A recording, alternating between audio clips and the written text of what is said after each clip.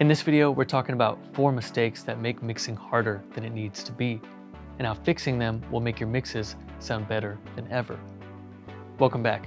My name is Jacob Samario, and I own English Oak Recording, a commercial recording studio based here in Richmond, Virginia. When I first started making records 6 years ago, there were mistakes being made that made mixing harder than it needs to be. The first one being, you may not realize it, but you're not actually mixing the song. You've got a great mix started, and then you realize, wait, the snare's off beat on verse 3. All right, let me fix this now.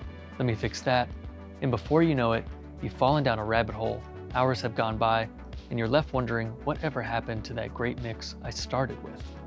Not defining where mixing begins is an easy mistake to make. And if you're working with clients, the hardest revisions you'll ever receive are the ones where they need you to fix something. And this is why mixing can become really hard, because you're not actually mixing the song. You've allowed mixing to become fixing the song. And this happened because we didn't create a process.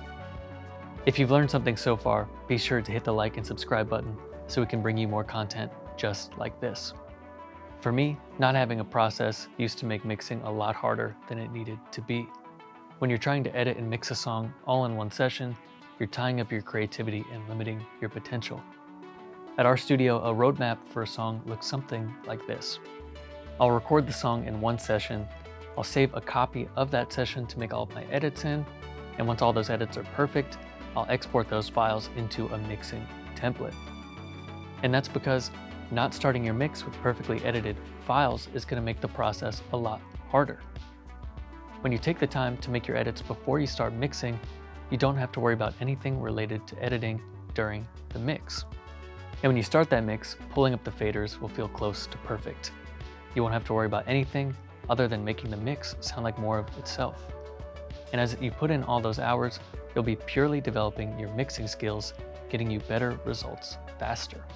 But we need to remember this is a long-term game.